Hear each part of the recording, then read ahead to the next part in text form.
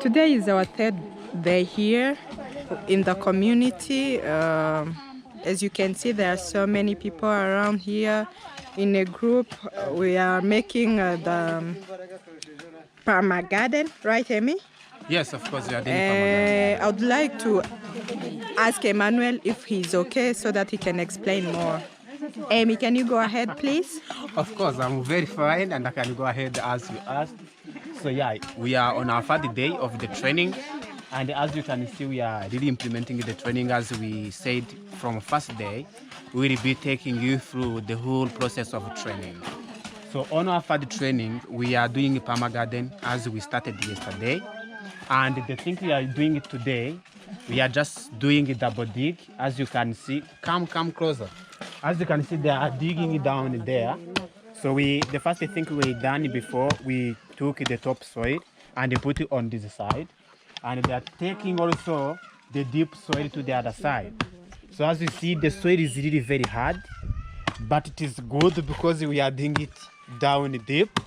So after we will get to some centimeters we want, we will put these brown materials, these brown materials. So the importance of these brown materials, it is to hold the water. We'll just put it down there, and then we'll hold the water. And after harvesting the water from the roof, Vanessa, as you can see here, we have a house. And on this house, the rain comes over it when it is raining. And there is a runoff of water, a lot of water that comes this way. Most of the time, this water it is not used. But to this land, we choose to put our garden here so that we'll be harvesting this water from the roof. So with these brown materials under the ground in the soil, they will be harvesting this water from the roof. Later, these brown materials will decompose into a manure. Then it will help the process of soil regeneration. The important part of these projects, because we are trying to regenerate our soil so that it can be more productive. So actually, that's the process. So when we just go, on the next step, when we'll be putting these brown materials, we will show you how. So actually that's what we are doing now. And Vanessa, come here, follow me. As you can see, the way we designed our garden, here there is a pathways. Also there's pathways, we draw water through the garden. So when we will complete this garden, we will show you clearly the pathways that draws water into our garden. So thank you so much, guys, for supporting our project. We are really very proud of you. We are proud of ourselves. We are proud of Kuzamura Ubuzima. We are proud of our community. And we hope together, wherever every human being is, if he is contributing to the success of the other human people, it will be really more grateful to everyone. So thank you so much. This deep soil, it is very red. And it is very compact. It doesn't have organic matter. So we are just putting these things so that it will really mix up with this soil. So this soil will get organic matter and it will increase the chance for the soil to retain water for long. That's the purpose of this step we are making. I think that Emmanuel talked about something about Permagarden. It's not everyone who knows what is really Permagarden. I would like to ask him to explain more about the Permagarden and why did we choose to use this system instead of gardening as we used to know, like normal gardening. Yeah. So Permagarden is a permaculture technique. And permaculture is a way of farming, caring to the people and caring to the environment as well. So Permagarden is one technique that is used in permaculture. And Permagarden, we have chosen to use it here because it is very relevant to our community in just a way I'm going to explain.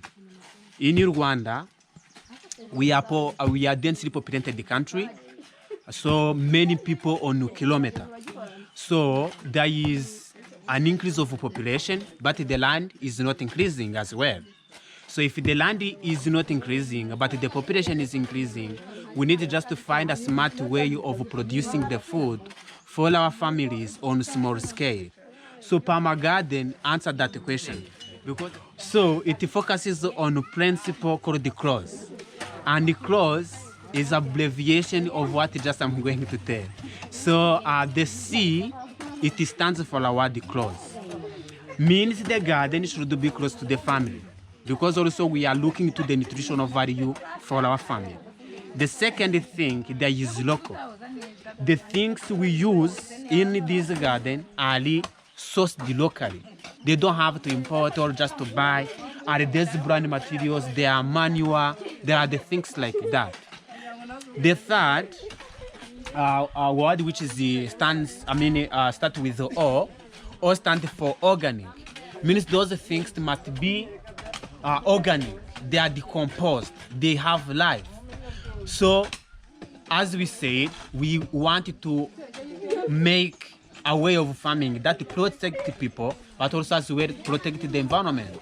And the organic way is a way to go. Also, garden is small. Means everyone depends to the soil he has, he can still produce the food using the small he has. The small space he has or she has. Then at the end, everything is easy. That's why you have E. So those are the principles of our garden. So we are teaching also the people the way we choose in Permagarden. It teaches you how to harvest water. Especially as I said, you see the roof on top of us. And in Rwanda, we are one of the countries that is really have a lot of is it called the Mitakibadon or something like that? How they calculate the rain waterfall. But we are one of the countries that has really much rain. Square meter. Yeah, I don't know if it is a square meter or meter. It is. Volume, I don't know, something like that. Yeah, cubic. Yes, cubic. So we have really enough water, but we have 2 seasons of laying. So we have the big season and we have another season. Then we have a dry season that is also divided into 2 parts. So we find most of the time in the dry season, our people, they don't have vegetables to eat because it is dry. But this method teach us how to conserve water under the soil. From the roof, the laying, the water that comes by laying. So it doesn't go away without using them. So actually, that's why we chosen Permagarden. But also, as you will see, the Permagarden gives you different rooms to grow a diversity of vegetables. You can grow beetroots, carrots, amaranths, collards, whatever the vegetables you can grow in. So it gives you a chance to rotate, but it gives you a chance to have a diversity of the vegetables. At the end of the day, you are going to have a diversity of food. Then you have a full package of nutrition on your table on a daily basis. So I hope I answered your question. I talk too much. Okay. Thank you. Thank you, Amy. You guys, you also have to go organic. Organic is life. So you just will make the beds, we put the pathways where just the water will run through. That will be irrigating our soil. So I'm just going to take you through showing bed to another, a pathway to another. So just go with me. From here, this is just one bed, and just I'm going through the way. This is just the way for water. The water just will go out here. Here just is still the way. You see the beds on the left side. You see another bed on the right side. On the other side, you have another bed. This is the pathway as well. This is another pathway. You go through here. We have a bed here. This is just how the pathways are really made. As you can see on front of me, there is a roof. So the water from that house will just be coming down. Then they continue straight through these pathways. So now you can see the full view of our farm or just of our garden, which we call the Permagarden. It is permagarden because it lasts many years. It depends to how you maintain the garden, but if you maintain it, you maintain it usually, it will continue just forever. I would say just almost forever.